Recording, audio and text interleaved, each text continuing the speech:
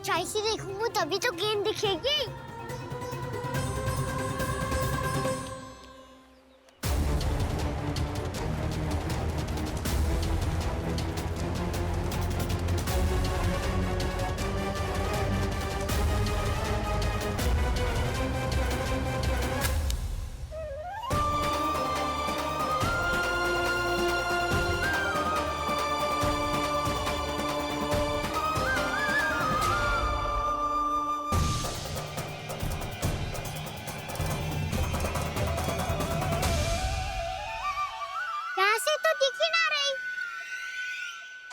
वहीं से फेंकी थी ना? ना, वहाँ से फेंकी थी। कहाँ से? नहीं ना, वहाँ से। समझ में आ रहा? ठीक बताना कहाँ से फेंकी थी?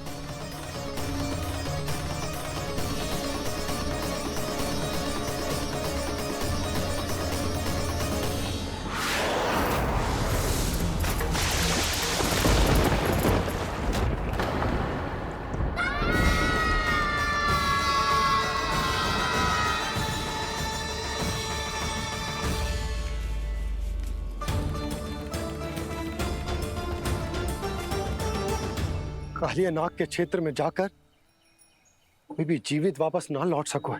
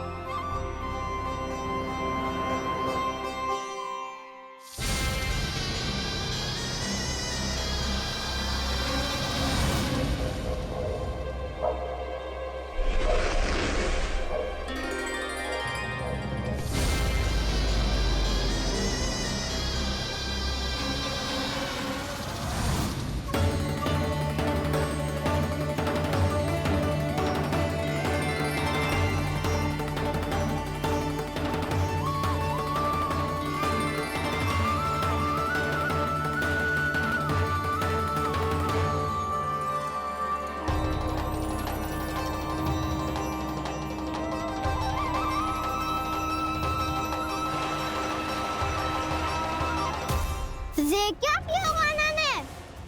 कालिया नाग तो उसे देखते ही निकल जाएगा।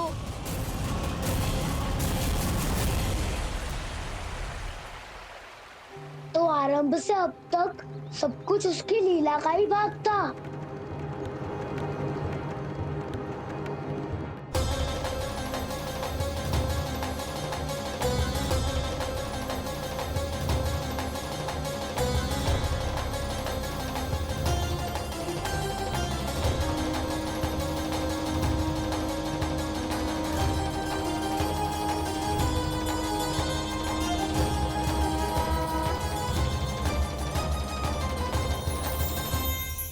इतना सुंदर रूप, मन मोहने वाली मुस्कान, अद्भुत तेज और भगवान जैसी दिव्यता। कौन हो तुम? हाँ, तुम्हें देखकर तो हम सब सम्मोहित ही हो गए।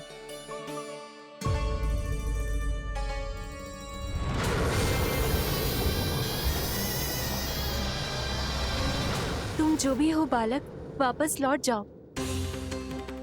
हमारा हृदय तुम्हें ही देखते रहना चाहता है, किंतु यदि हमारे पति जाग गए तो तुम्हें अवश्य हानि पहुंचाएंगे। ये बहुत विषैले है बालक, कालकोट जैसे भयानक। इनके विष से तुम नहीं बच सकोगे। नंदराज, कालिया नाग के विष का प्रभाव बढ़ते ही जा रहा है। पहले 8 कोस तक उसके विष का प्रभाव था, अब तो 1 योजन से अधिक क्षेत्र में फैलो है। जल पीने के प्रयास से अनेक पशु मारे गए हैं और नदी के निकट के वृक्ष और वनस्पति सब नष्ट होने लगे।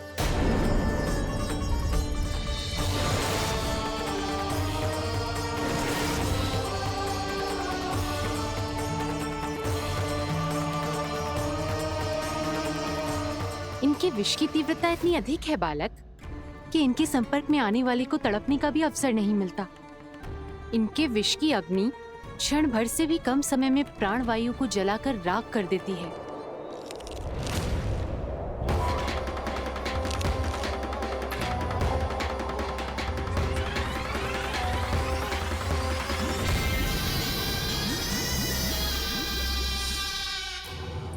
तब तो समस्या और भी गंभीर हो जाएगी। मैंने तो सुनो है कि कालियानाग कम से कम 2 योजन लंबा है, सैकड़ों फन है उसके।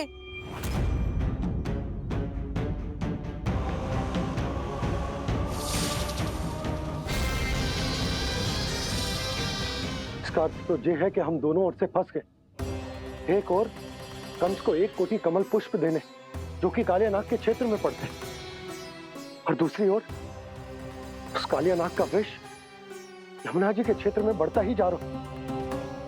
इसके कारण हम ही नहीं, निर्दोष पशु पक्षी भी संकट में। इन दोनों समस्याओं का एक ही समाधान है, उस कालियानाग का सामना करना। और ये ना समझ आ रहा कि हम ये करेंगे कैसे, क्योंकि ये बात साधारण मनुष्य के बस की ना है। हमारे लिए ये असंभव है।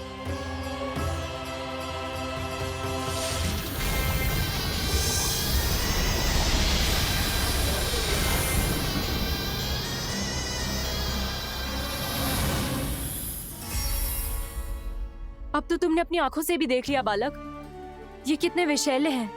नींद में भी विष उगलते हैं। इससे पहले कि तुम्हें कुछ हो जाए, चले जाओ यहाँ से, मान लो हमारी बात। आप सब मुझे जानती भी नहीं और फिर भी मेरी इतनी चिंता कर रही हैं आप। माँ की ममता भेदभाव नहीं जानती। तुम भी किसी के पुत्र हो और हम सब भी माँ हैं। एक माँ को हर बालक में अपनी ही संतान दिखाई देती है, इसलिए हम तुमसे विनती करते हैं, वापस चले जाओ, बचा लो अपने प्राण। मेरी चिंता मत कीजिए, मुझे कुछ नहीं होगा। होगा, अनर्थ होगा यदि ये उठ गए तो।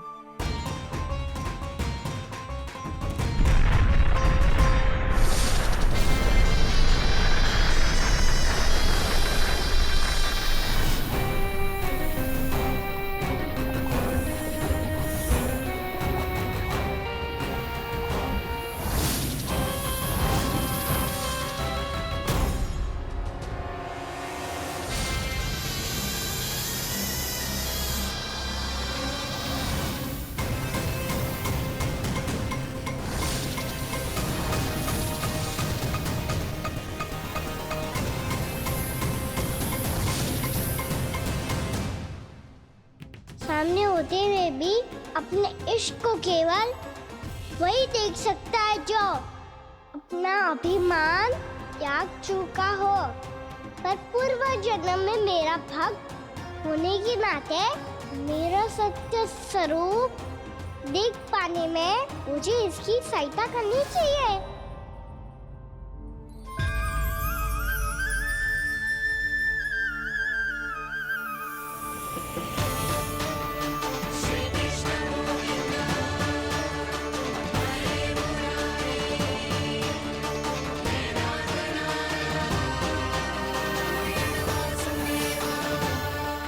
देखो हमारा छोटा सा कान्हा कैसे डट के खड़ा हुआ है, इतने विशालकाय, इतने महाभयंकर सबके सामने।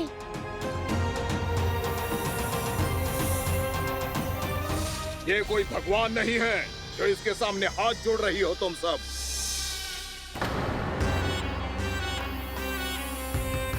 एक सामान्य साधारण बालक है ये, जो ये तक नहीं जानता कि इसके सामने है इसका काल, कालिया। तू कौन है बालक?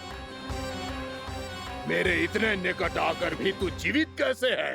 मेरी नहीं, अपनी चिंता करो कालिया। बहुत मनमानी कर ली तुमने। अब बस मैं तुम्हें रोकना हूँ। अब बस मैं तुम्हें रोकना हूँ। मैं तुम्हें रोकना हूँ। बित्ते भर का है तू, मेरे विष के बारे में जानता ही क्या है? और कहता है मुझे रोकने आया है। किससे? किससे रोकना चाहता है तू मुझे? मुझे क्रोध दिलाने की भूल मत कर बालक। अपनी फुंकार से ही तेरी इस मुस्कुराहट को अंतिम मुस्कुराहट बना सकता हूं मैं। शीघ्र बता, कौन है तू और किसने भेजा है तुझे? तुम्हें आवाज दी है कि अपनी पुकारों से तुम कितना विष भूल चुके हो। पवित्र यमुना नदी को कितना दूषित कर दिया तुमने।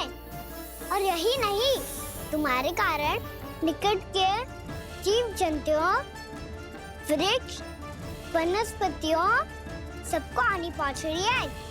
तो क्या? मुझे उससे क्या? मुझे है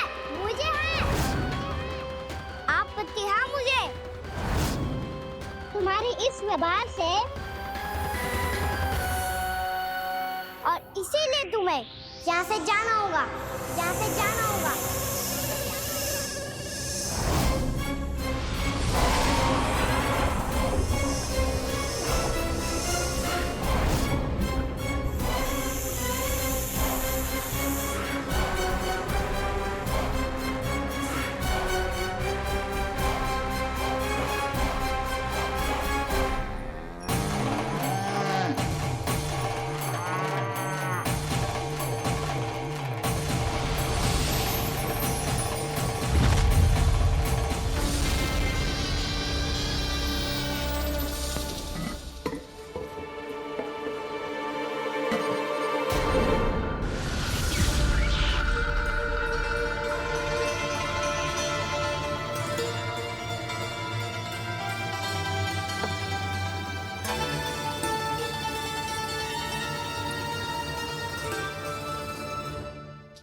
मुझे आदेश देने का साहस भी कैसे किया तूने? इस क्षेत्र को मैंने अपना राज्य बनाया है। मेरा परिवार रहता है यहाँ, और तू मुझे यहाँ से जाने के लिए कह रहा है? हाँ, क्योंकि तुम्हारे यहाँ रहने के कारण अन्य जीवों को हानि हो रही है, और मैं ऐसा नहीं होने दे सकता। मैं तो बस वही कर रहा हूँ जो एक सर्प का स्वभाव है। विष फैलाना स्वाभाविक है मेरे लिए। इसलिए मुझे चुनौती मत दे बालक। चुनौती तो मैं दे चुका हूँ कालिया। अब तो बस तुम्हें स्वीकार करनी है।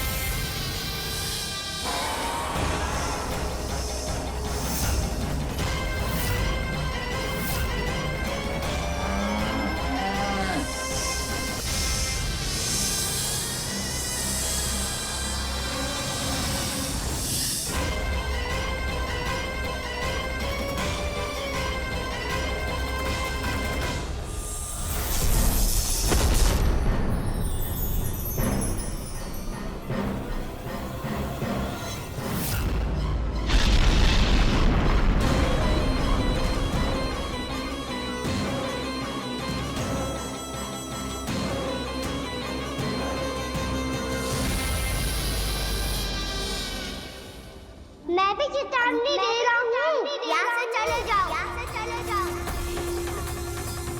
अपनी भूल को पहचानो कालिया। तुम जो कर रहे हो वह अनुचित है।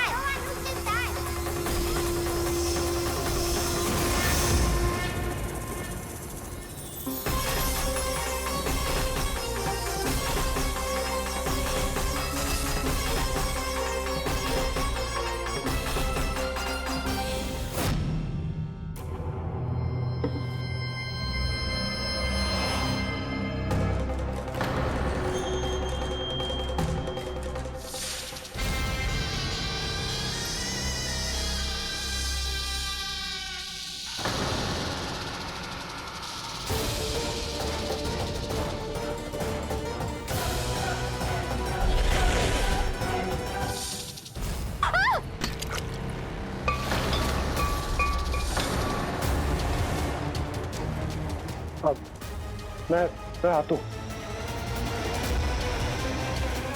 क्या हो गया सुधा? मुझे आवाज हो रहा है जी, कछु ना कछु गड़बड़ है। यशोदा, जो समस्या हमारे सामने है, हम सभी उसका समाधान खोजने में जुटे हैं। तुम विश्वास करो, मैं कोई ना कोई समाधान अवश्य ढूंढ लूंगा। हम कैसे भी करके वो कमल के पुष्प उस कंस तक पहुंचा देंगे। नाना, समस्या उससे कहीं अधिक है, उससे कहीं अधिक बड़ी, उससे कहीं अधिक भयानक है। विस्की ये बूंद से ही सबके प्राण चले जाते हैं। इसने तो विस्की धारियां फेंकी है खाना पे। कान्हा कैसे बच्चे को अधिक विष से? इसका विष तो क्या, ये सर स्वयं भी छू तक नहीं पाएगा हमारे कान्हा को।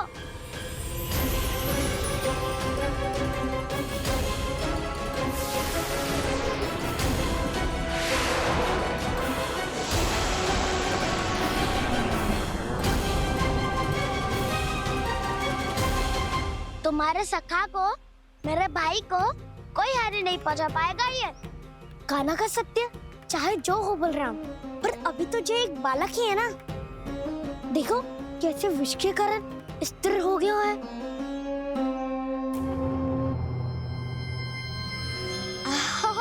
हाउ सर्फ ने कितनी आसानी से अपनी पूंछ से बांध लिया है। मुझे यहाँ से भगाना चाहता था ना तू? अब मैं तुझे दिखाऊंगा अपना सामर्थ्य।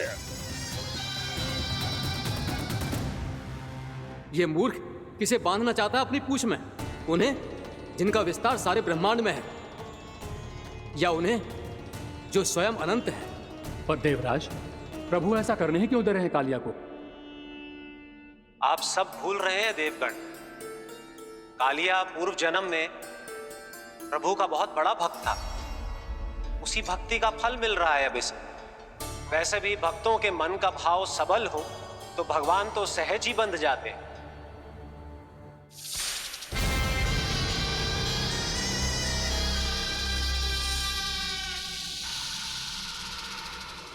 बलराम, तुमने ही तो कही थी कान्हा को कछु ना होगो। देखो उस दुष्ट ने चारों ओर से जकड़ लियो है।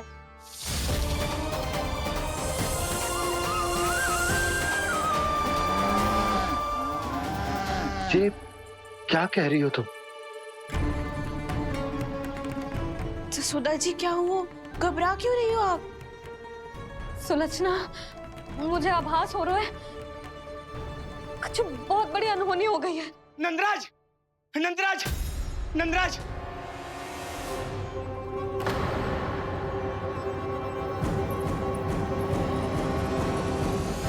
नंदराज, कान्हा ने जमदग्नि नदी में छलांग लगा दी है। कान्हा ने जमदग्नि नदी में छलांग लगा दी है। कान्हा ने जमदग्नि नदी में छलांग लगा दी है। कान्हा जमुना में कूद गया है।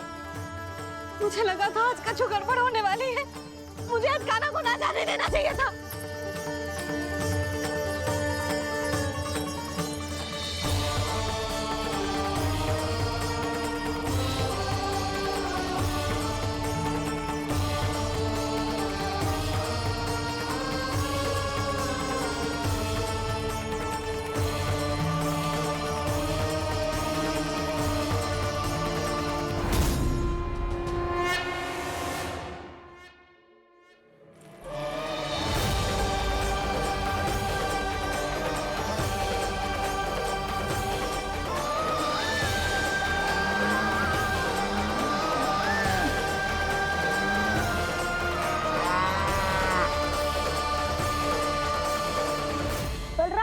कछु करो ना।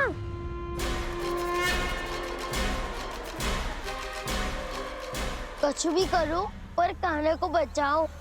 नाग बहुत भयंकर है। कान्हा अकेले ना संभाल पाएगा इसे।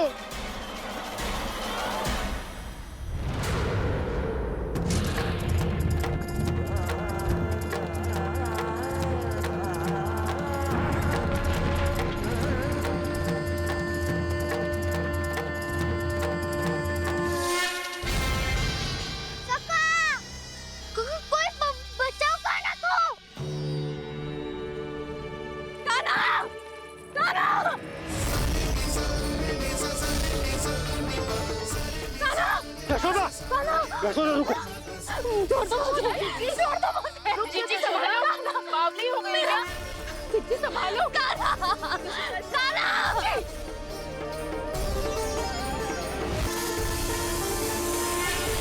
मैया के वश में नहीं है, नहीं तो ये अपने लल्ला के लिए साक्षात काल का भी सामना कर ले। ये तो केवल कालिया नाग है। हे नागराज, आप मेरे प्राण ले लो, पर कान्हा को छोड़ दो। ना नागराज, आप मेरे प्राण ले लो, मैं विरोध भी ना करूंगी। ना नागराज, आप मुझे मार दो, पर मेरे कान्हा को छोड़ दो। ना ना ना ना नागराज, मेरे प्राण ले लो, हमारे कान्हा से क्या शत्रुता है आपकी? प्रभु के लिए जो प्रेम यशोदा मैया के हृदय में है, वही इन सभी गोपियों के हृदय में भी है।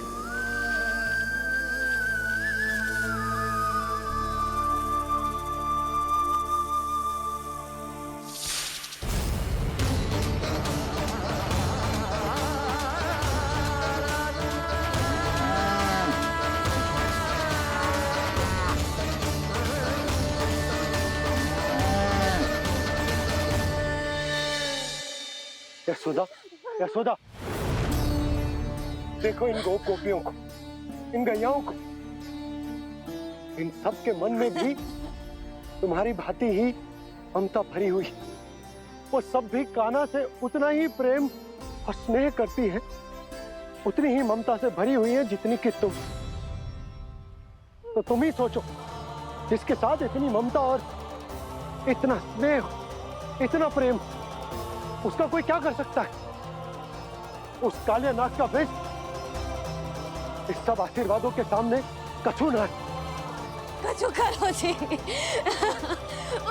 उसे बोलो वो मेरे प्राण ले ले, मेरे कान्हा को छोड़ दे। यशोदा,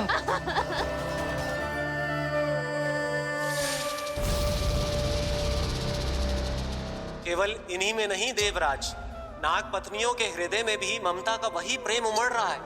देखिए। मैं आपके हाथ जोड़ती हूँ स्वामी, इस बालक को छोड़ दीजिए। ये अवश्य ही कोई दिव्य आत्मा है स्वामी। हम आपसे विनती करते हैं स्वामी, इस नन्हे बालक को हानि मत पहुंचाइए स्वामी। मेरी पत्नियां मेरे ही शत्रु के लिए विनती कर रही हैं। अब यदि इसके पक्ष में एक शब्द भी कहा तुम सबने, तो मैं इस बालक से पहले तुम सबके प्राण ले लूंगा। हो रहा प्रसन्न नाग कालिया, विजय को निश्चित जान। रोते बिलखते व्याकुल सब, संकट में देख कान्हा के प्राण।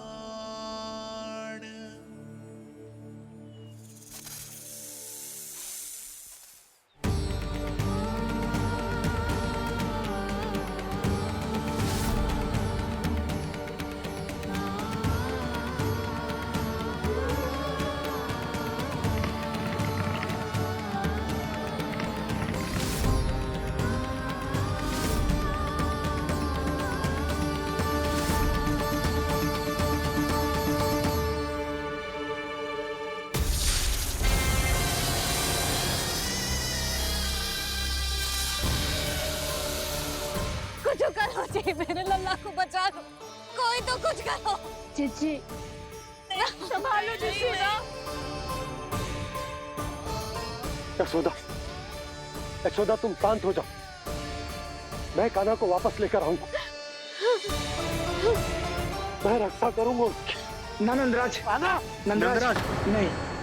कम से कम आप तो समझो नंदराज, कालिया के पास आप जाओगे तो आप भी फंस जाओगे।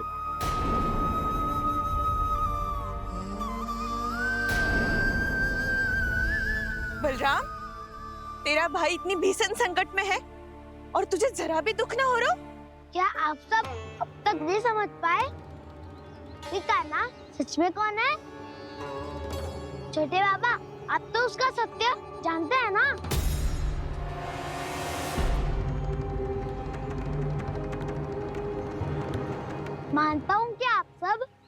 कान्हा के रहस्य के बारे में नहीं जानते, पर क्या उसके जन्म से आज तक घटी एक से बढ़कर एक विचित्र घटनाओं को भी भूल गए हैं आप सब?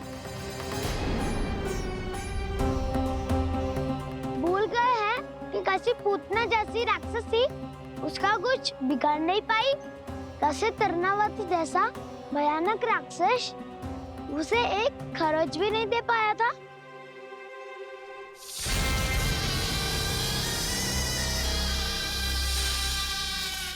आप सबने अपनी आंखों से देखा था ना, बकासुर से कान्हा की रक्षा करने देवता स्वयं आए थे, पर सत्य तो ये है कि वो सभी देवता भी उस असुर के सामने असमर्थ हो गए थे।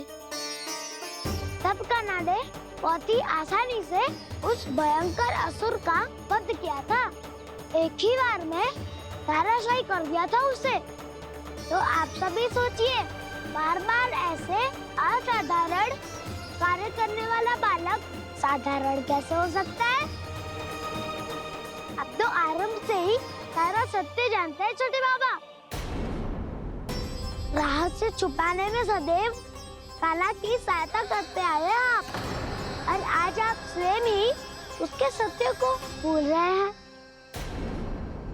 और तुम सब भी तो जानते हो कान्हा की शक्तियों के बारे में, तो क्या तनिक भी विश्वास न आया अपने सखा पे? बलराम, जे तू क्या कह रहे है?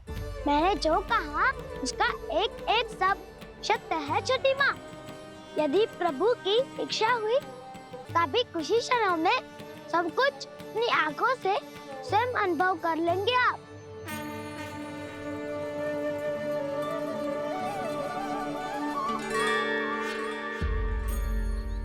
शांताकारं भुजगशयनं पद्मनाभं सुरेशं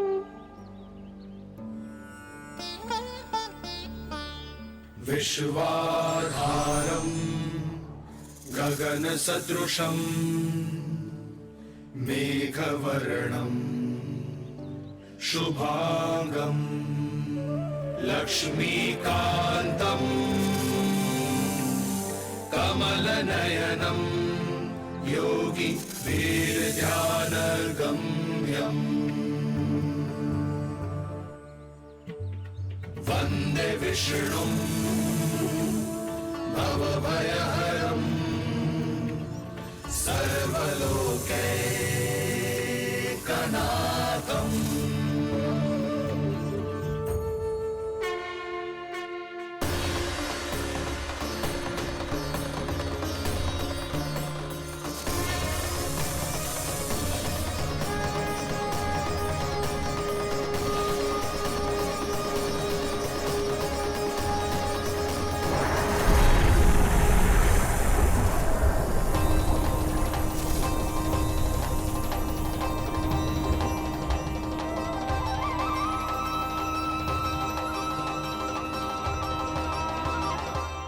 तुझे क्या लगता है बालक कि तू मेरी जगत से निकल गया तो अब बच जाएगा तू?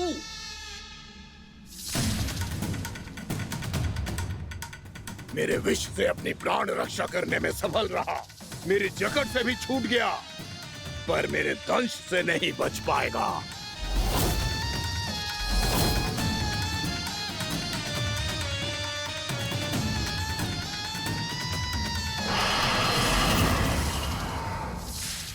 अब भय से भाग रहा है, पर मैं तुझे मृत्यु देकर रहूंगा।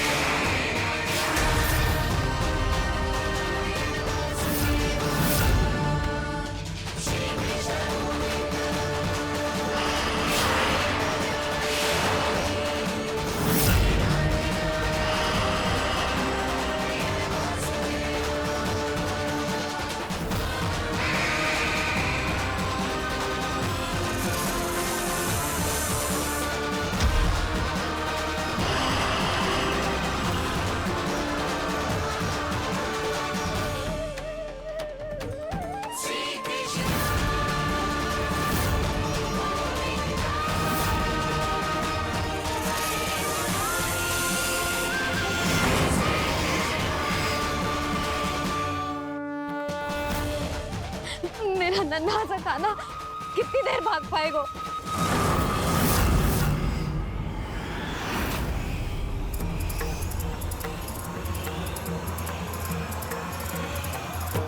और कितनी प्रतीक्षा करोगे मेरी भक्त कालिया?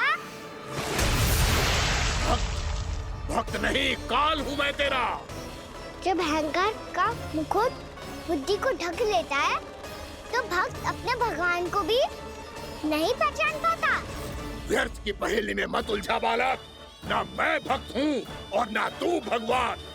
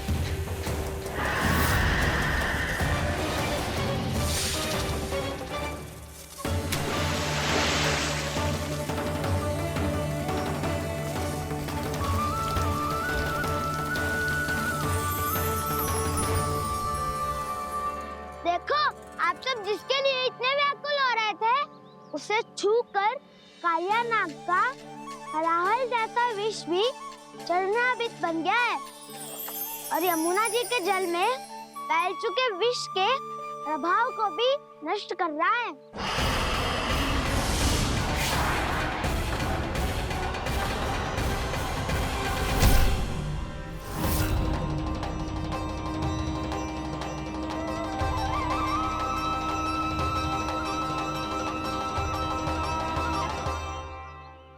धर्म रक्षक, अधर्म विनाशक प्रभु श्री कृष्ण का कौशल सचमुच अद्वितीय है।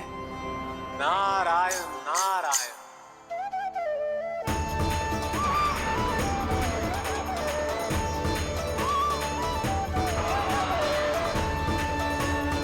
मेरा भार तुम्हारे भीतर के अहंकार का प्रतीक है कालिया। अब तुम्हारा अहंकार, तुम्हारा अभिमान मेरे पाँव के नीचे है और तुम्हारी पूंछ अर्थात तुम्हारे प्राण मेरे हाथ में। अब तुम क्या करोगे भक्त?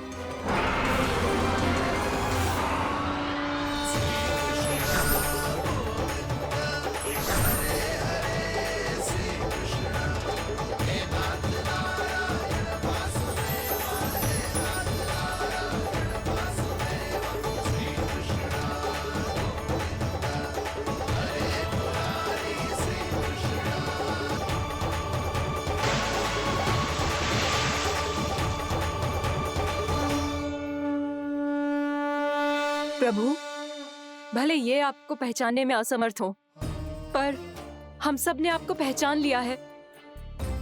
हाँ प्रभु, एक भक्त होने के नाते और एक अर्धांगिनी और माँ होने के नाते मैं आपसे इनके प्राणों की भिक्षा मांगती हूँ।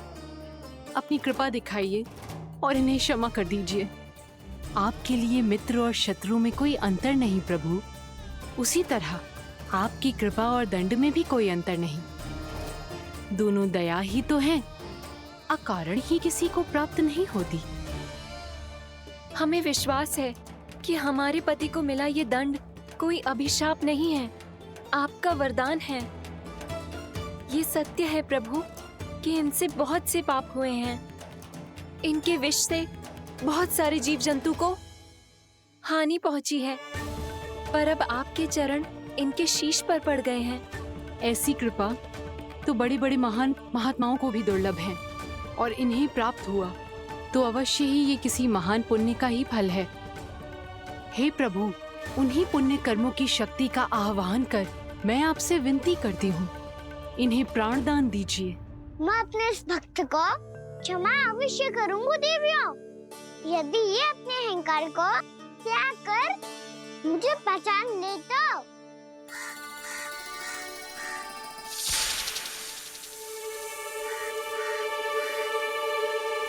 मैं तुम्हें श्राप देता हूँ, जितनी विषैली तुम्हारी जिह्वा है उतने ही विषैले सर्प बन जाओ तुम।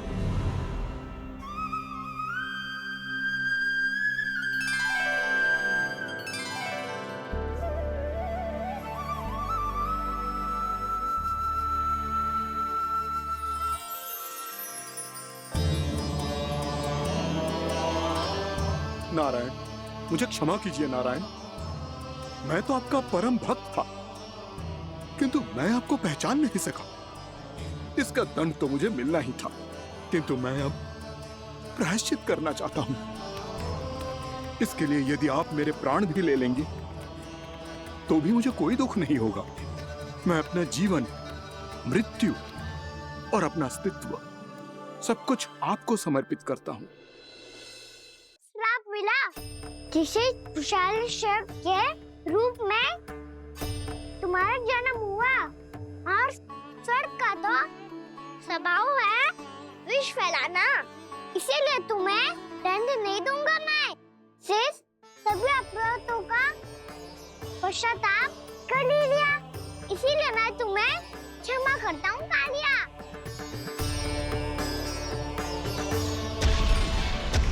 पर तुम्हें यहाँ से दूर समुद्र के बीच जाकर रहना होगा, जहाँ किसी निर्दोष का जीवन तुम्हारे विष से प्रभावित ना हो। मैं चाहकर भी आपकी इस आज्ञा का पालन नहीं कर सकता। मैं असमर्थ हूं प्रभु, क्योंकि यदि मैं इस क्षेत्र को छोड़कर गया तो मेरी मृत्यु निश्चित है।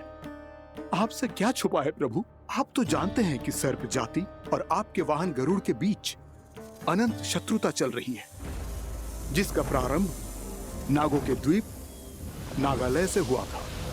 उस द्वीप पर छोटे जीवों को निगल जाने के लिए सर्प थे, और गरुड़ को सर्पों का स्वाद बहुत प्रिय था, इसलिए वो बार बार नागद्वीप जाने लगा था। पर इस कारण पूरी सर्प जाति उससे आतंकित हो गई थी, इसलिए जब भी गरुड़ वहां पहुंचता तो सभी सर्प छिपने लगते। जब गरुड़ को इसका आभास हुआ तो उसे बड़ा क्रोध आया, और वो उत्तेजना में भरकर सर्पों का शिकार करने लगा।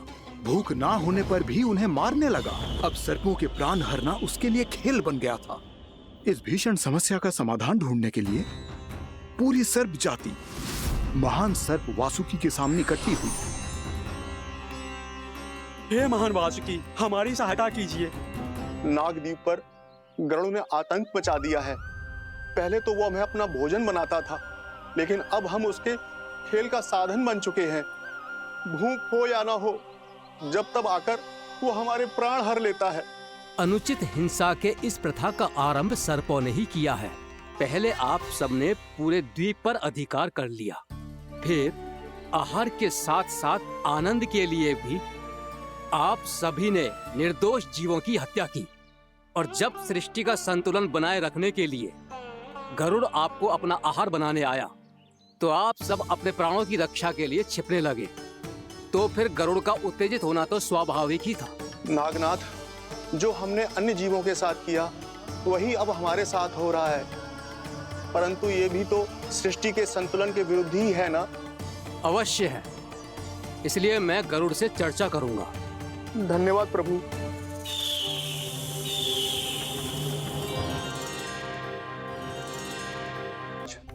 यदि आप हम पर ऐसे ही आक्रमण करते रहे तो शीघ्र ही हमारी प्रजाति समाप्त हो जाएगी।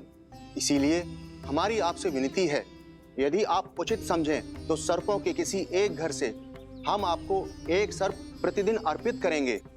आप उसको आहार बनाइए और अन्य सर्पों को जीवित रहने का अधिकार दीजिए। मुझे स्वीकार है। तब से प्रतिदिन किसी एक घर से एक सर्प गरुड़ के भोजन के लिए भेजा जाने लगा। समय के साथ मेरे घर की भी बारी आई, परंतु मैंने एक बहुत बड़ी भूल कर दी। समय आ गया है स्वामी, आज गरुड़ के आहार के लिए इसे चुना गया है। कौन है ये गरुड़ और क्यों दूं मैं इसे कोई भेंट? स्वामी, सभी सर्प राज्यों और गरुड़ के बीच में यही समझौता हुआ है, हमें इसका सम्मान करना ही होगा। मैंने कोई समझौता नहीं किया, मैंने कोई वचन नहीं दिया और ना ही मैं किसी गरुड़ से भयभीत होता हूँ। यदि इस राज्य में किसी को सर्पों को अपना आहार बनाने का अधिकार है तो वो केवल मुझे है। अब से गरुड़ को दी जाने वाली हर भेंट मुझे दी जाएगी, महाविषधारी महान नागराज कालिया को। यह और कुछ नहीं, मेरा अभिमान था प्रभु, और यह मेरे इस जन्म की सबसे बड़ी भूल थी, क्योंकि फिर जब गरुड़ को इस बारे में पता चला तो।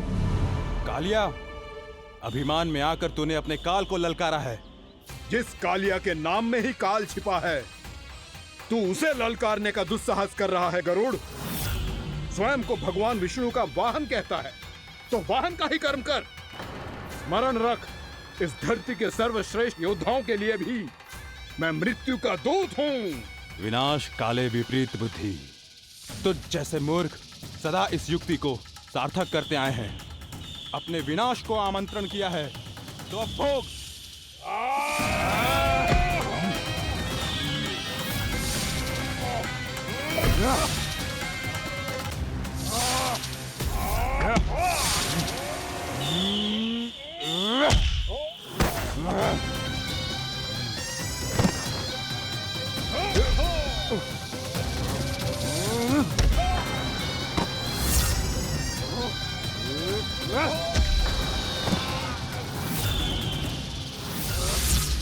जिसने मेरा भोजन चुराने की धृष्टता की है वो इसी योग्य है।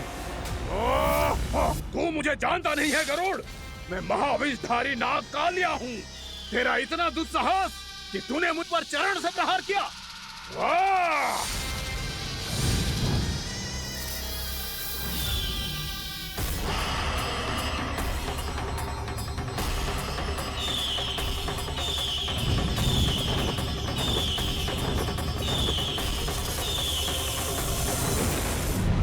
मैं अपने अभिमान में भूल गया था कि गरुड़ मुझसे कहीं अधिक शक्तिशाली है। इसलिए अपने प्राणों की रक्षा करने के लिए मैं एक स्थान से दूसरे स्थान भागने लगा। नदियां, पर्वत, यहां तक कि मैंने सागर भी लांघ डाला, पर मैं जहां भी जाता गरुड़ के रूप में मेरा काल वहीं आ जाता। इसीलिए मृत्यु की आशंका से भयभीत होकर मैं अपने बड़े भाई मां कद्रू के प्रथम पुत्र अनंत शेषनाग से राय लेने चला गया। भैया, मैं यहां आपसे आपकी सहायता लेने आया हूं। मेरी एक छोटी सी भूल के कारण यह गरुड़ मेरा पीछा कर रहा है। मुझे हर समय हर स्थान पे ढूंढते रहता है। यदि उसने मुझे ढूंढ लिया तो वो निश्चित ही मेरे प्राण ले लेगा।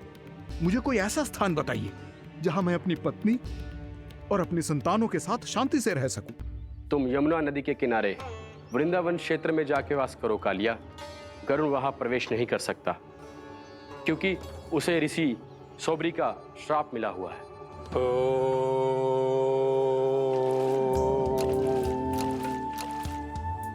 ध्यान और तपस्या का नित्य कर्म करते हुए ऋषि के मन में मछलियों के प्रति प्रेम भाव इतना बढ़ गया कि वो भूल गए सभी जीव खाद्य श्रृंखला का भाग होते हैं और मछलियां भी इस नियम की अपवाद नहीं है। उन्हें मछलियों की अटखेली इतनी अच्छी लगने लगी कि वो इस क्षेत्र के मछुआरों को भी मछली पकड़ने की अनुमति नहीं देते थे।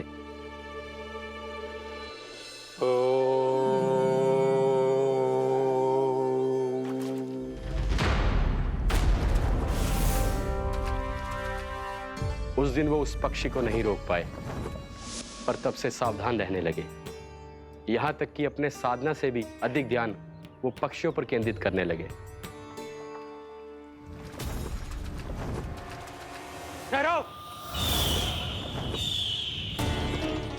इसी क्षण अपनी चोंच में पकड़ी इस मछली को छोड़ दो। तुम्हें इन मछलियों का आहार नहीं करना चाहिए पक्षीराज। ये तो खाद्य श्रृंखला का नियम है ऋषिवर। यदि मैं इनका आहार नहीं करूंगा तो कोई और पक्षी कर लेगा। मैं अपने आनंद या प्रतिशोध के लिए इनके प्राण नहीं ले रहा। ये तो बस मेरा भोजन है। पर यह मेरा तपस्या स्थल है। तुम यहाँ शिकार करके मेरी साधना में विघ्न नहीं डाल सकते पक्षीराज। यदि आपकी यही इच्छा है तो मैं आज के बाद यहाँ नहीं आऊंगा।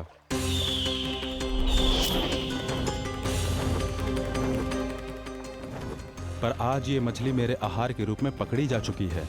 मैं वचन देता हूँ ऋषिवर, इस स्थान पर यह मेरा अंतिम शिकार होगा।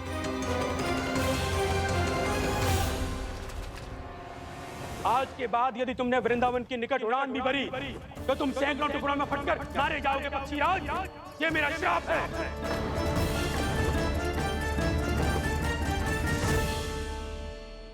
और इसीलिए भैया शेषनाग के सुझाव के अनुसार मैं यहां आ गया। पर अब यदि मैं कहीं और जाऊंगा तो मेरे प्राण नहीं बचेंगे प्रभु। डिस्टेंट रहो कालिया। अब से गरुड़ तुम्हें कोई हानि नहीं पहुंचाएगा। अब तुम्हारे फनों पर मेरी पक्षिंग बन गए कालिया। इसीलिए अब से तुम्हें गरुड़ से कोई भय नहीं होगा। निश्चिंत होकर अपने परिवार के साथ गहरे समुद्र में चले जाओ और सुख से शांति से निवास करो।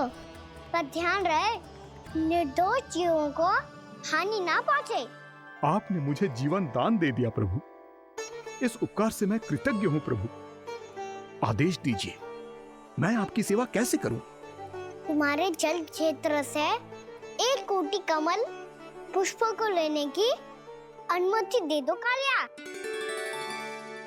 यह मेरी सेवा होगी। प्रभु, ये तो मेरा सौभाग्य होगा।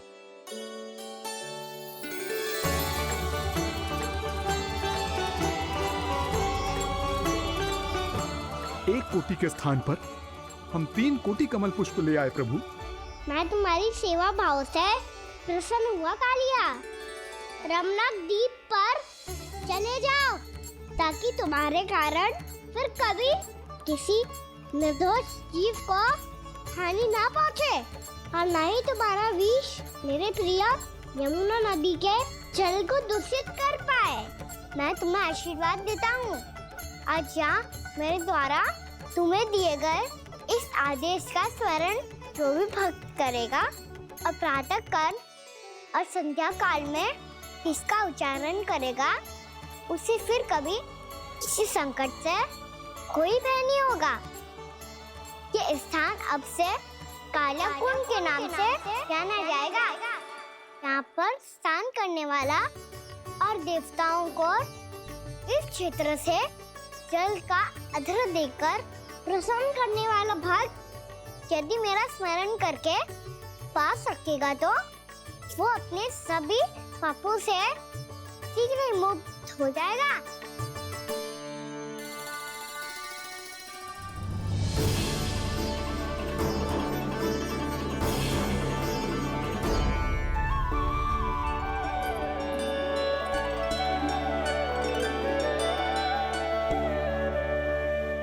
कौन है जी भगवान जिसने अभी अभी कालिया जैसे विशाल विस्तर का सामना किया?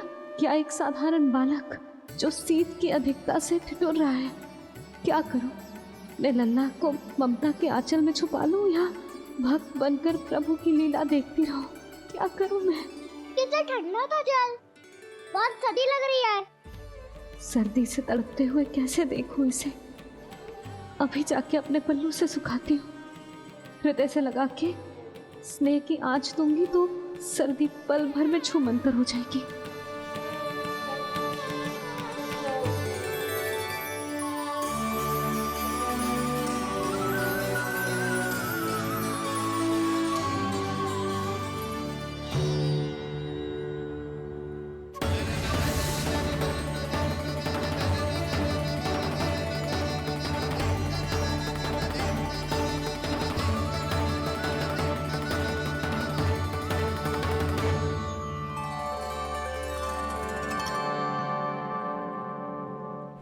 मेरी आवश्यकता ना है इसे, ये तो सच्ची में भगवान ही है, जिसकी ठंड दूर करने के लिए स्वयं द्वादश आदित्य प्रकट हो गए हैं।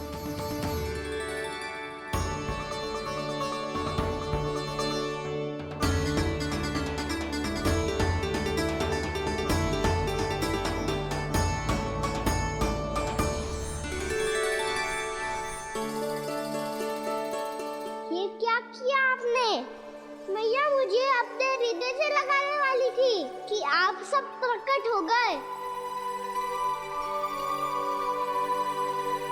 क्षमा कीजिए प्रभु, पर आपको भीगा हुआ देखकर, ठंड से ठिठुरता हुआ देखकर हमसे रहा नहीं गया। हम अपने वश में नहीं थे प्रभु। भक्ति से भावुक होकर हम प्रकट होने पर विवश हो गए थे। हमारी किरणें जैसे स्वयं ही फूट पड़ी और दौड़ पड़ी आपको सुखाने के लिए। मैं आपका प्रेम, आपकी भक्ति समझता हूं आदित्यगण, और इसीलिए इस समय मैं जहां खड़ा हूं, इस स्थान को द्वादश आदित्य टीला के नाम से जाना जाएगा। द्वादश आदित्य टीला के नाम से जाना जाएगा। हम धन्य हो गए प्रभु। पर कहाँ जा रहा है? जो गड़बड़ किया है उसे सुधारिए तो सही। प्रभु आज्ञा दीजिए। अपना दाब इतना अधिक बढ़ा दीजिए कि मुझे स्वेद आने लगे, ताकि मैया मुझे स्वेद में गीला देख के और भूल जाए कि मैं ही भगवान हूँ, और मैया मुझे अपनी गोद में उठा के ले जाए।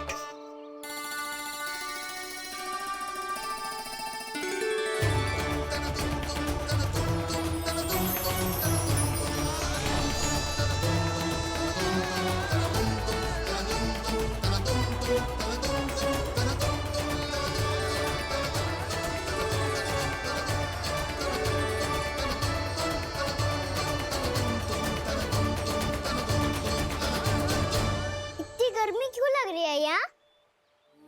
स्वेद की एक बूंद भी आती थी तो मैं अपना आंचल लेकर पहुंच जाती थी इसके पास।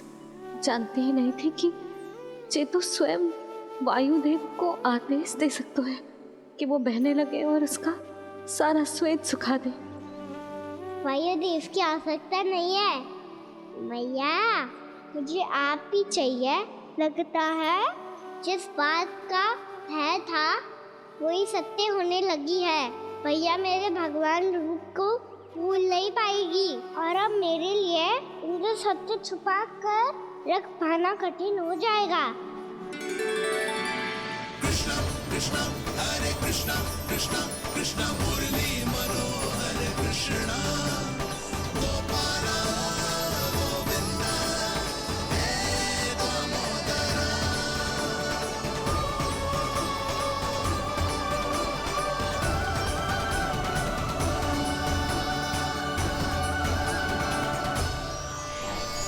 प्रभु, आपके श्वेत से बने इस प्रसंगदान सरोवर का प्रणाम स्वीकार कीजिए।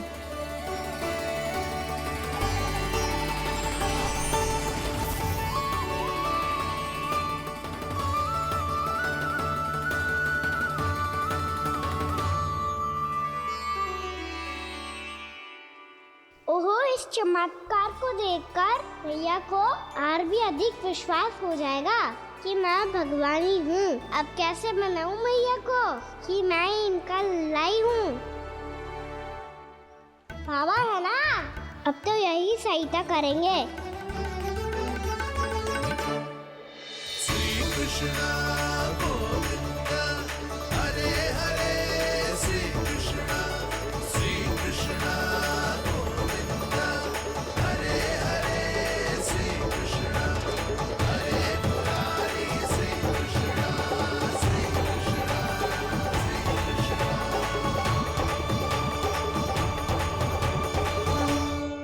बाबा एक कोटि ना, मैंने तो 3 कोटि कमल पुष्पों का प्रबंध कर दिया है और चिंता करने की आवश्यकता ना है। 1 कोटि कमल के स्थान पर 3 कोटि कमल पुष्प मिल गए हैं। हाँ कान्हा, मैं उचित संदेश के साथ ये सारे पुष्प उस कंस के पास भिजवा दो। महाप्रक्रमी कान्हा की जय। वृंदावन रक्षक कान्हा की जय। महाप्रक्रमी कान्हा की जय। भानु जी नंदराज, बाकी गांव वालों को लेकर ये सारे पुष्प इकट्ठा करो और कंस के दरबार में पहुंचाओ। जी।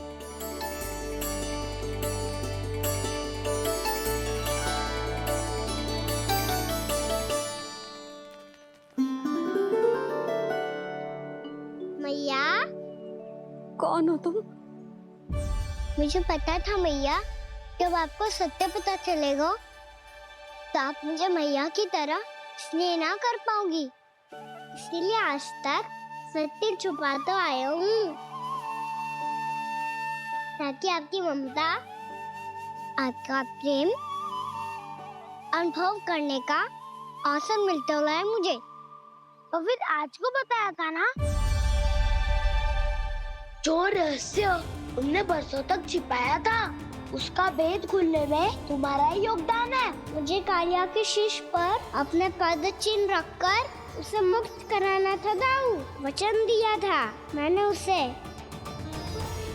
इसके अतिरिक्त निर्दोष पशु पक्षियों के जीवन को कालिया के विष से ही बचाना था मुझे। इसमें कंस को तो सम्मिलित करना ही था, ताकि जब मैं कालिया का सामना कर रहा हूँ तो वो किसी और असुर को समस्या बनाकर वृंदावन ना भेज दे। पर इस सबसे बड़ा एक कारण और था दाऊ, मैं चाहता था कि मैया को सत्य पता चल जाए। पर क्यों कहा ना? क्योंकि मुझे लगने लगा था कि मैया से ये रहस्य छुपाकर इनके साथ धोखा कर रहा हूँ। अपराध बोझ से दबा जा रहा था मैं।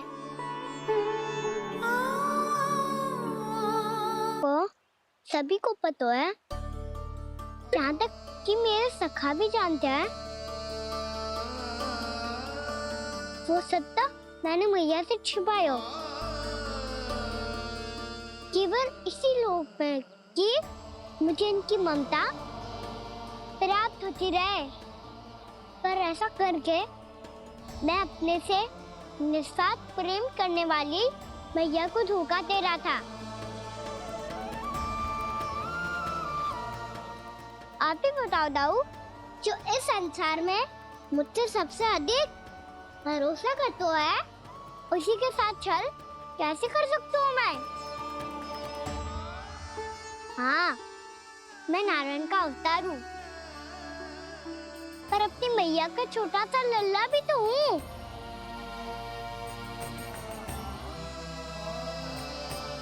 इसीलिए तो यमुना जी में छलांग लगाने का एक कारण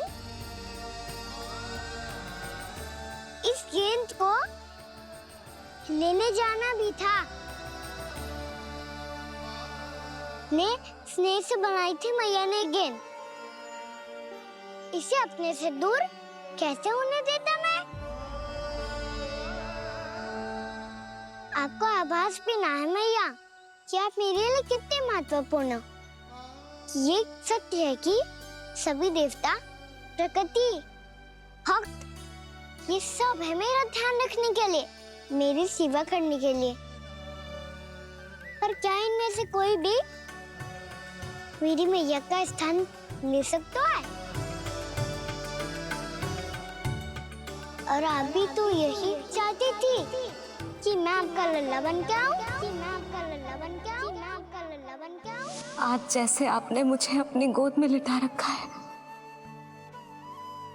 क्या कुछ ऐसा नहीं हो सकता कि शीघ्र ही मुझे आपको अपनी गोद में खिलाने का अवसर मिल जाए? मैया, नारायण का अवतार हूँ ना, क्या इतनी बड़ी समस्या है कि आप हृदय से भी ना लगा सकते? मैया,